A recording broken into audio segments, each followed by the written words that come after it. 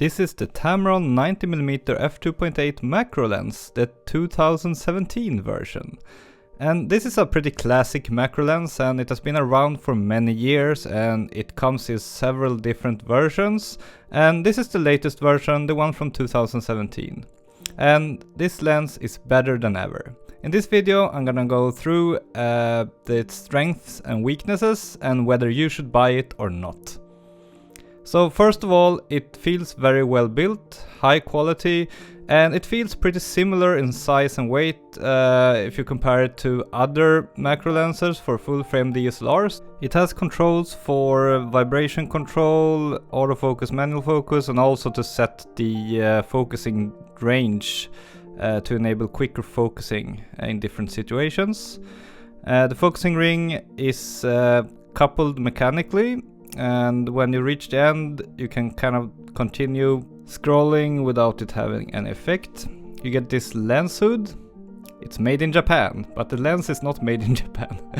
And I actually did not have a full frame DSLR to try this lens on today, so I used a MetaBones adapter and then I put the lens on my Sony a7 III.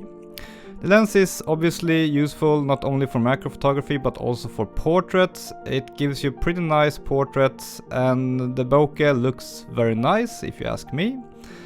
But I decided to take it outdoors to try to do some macro photography as well.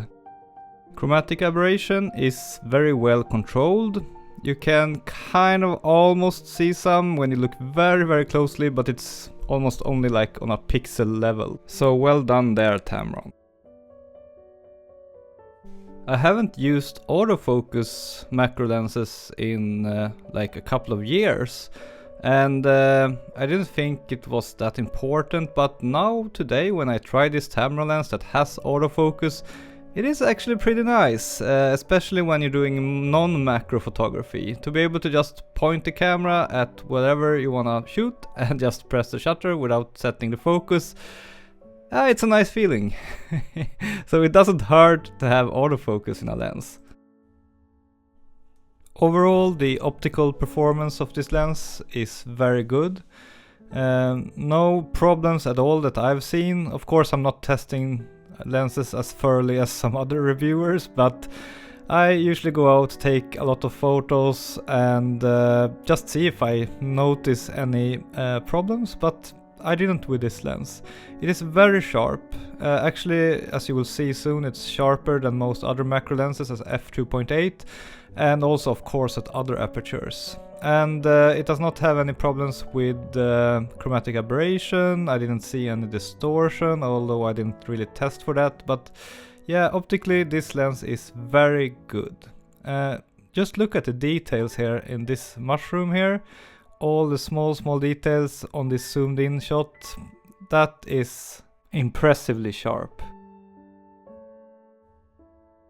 So I haven't reviewed many of the standard DSLR macro lenses, for example the Canon 100mm or the Tokina or the Tamron 90mm as in this case, and the reason for that is that I find these lenses pretty boring because they only go to one-time magnification, and since most of them are made specifically for DSLR cameras and I'm mostly using mirrorless cameras.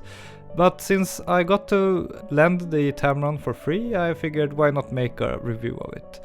And the toughest decision I think whether you should buy this lens or some other lens is perhaps that you get autofocus with this lens and you get really good optical performance, but you don't get 2x magnification. But if you would like to have 2x magnification as with the Laowa lenses, then you would lose the autofocus. So I think it is a lot about that. Do you need autofocus or not, or do you need 2x magnification or not? What is the most important to you? And I think that is an important factor as to whether you're gonna go with the Laowa lenses or if you're gonna go with the classic DSLR lenses such as the Tamron 90mm, Sigma 105mm or Canon 100mm. This, by the way, is perhaps my favorite shot from today. I really love going around just photographing simple small objects like this with some sunlight in the background. It usually makes for nice subjects and it's not that hard to take such a photo.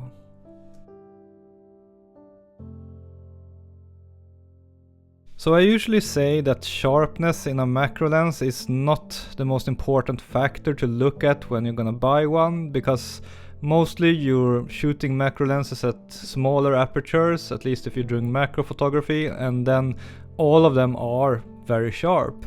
But it's still interesting to compare sharpness at f2.8, because that is where you can see some differences between different macro lenses. And here I did a simple test between the Tamron 90mm and my Laowa 60mm, which is usually my favorite go-to macro lens, and I compared the sharpness at f2.8 at 1x magnification, and in my quick test I have to say that the Tamron actually beat the Laowa 60mm in sharpness at f2.8. And the Laowa is a very sharp lens, so that means that the Tamron is a spectacularly sharp lens.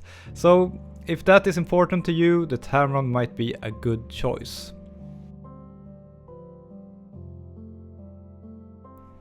So this lens has a 1x maximum magnification, which means that when you're focusing as close as possible, whatever you're photographing will be as big on the sensor as it is in real life. So if you detach a lens from your camera and look at the sensor, you get a feeling for how close you will get with this lens. And as I mentioned earlier, there are some lenses from Venus Optics, the Laowa lenses, that can go to 2x magnification. So if it's important to you to have things be twice as big on your sensor as in real life, then that is the kind of lens you should look at. But if that is not super important, if you're fine with 1x magnification, then this Tamron lens I would say is an excellent choice, especially if you need autofocus and if you want to use it for more things than macro photography.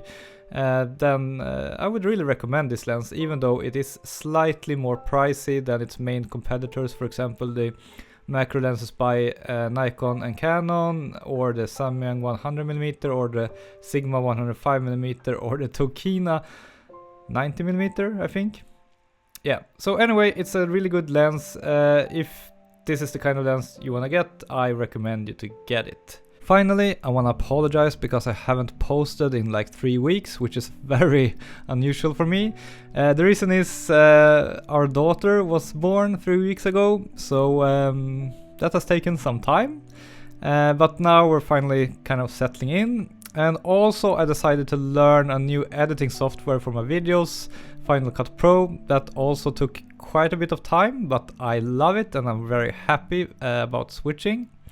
So yeah, hopefully I will be able to post a lot more often from now on, especially since I'm now a full-time YouTuber, even though I have a newborn child, which takes a lot of time.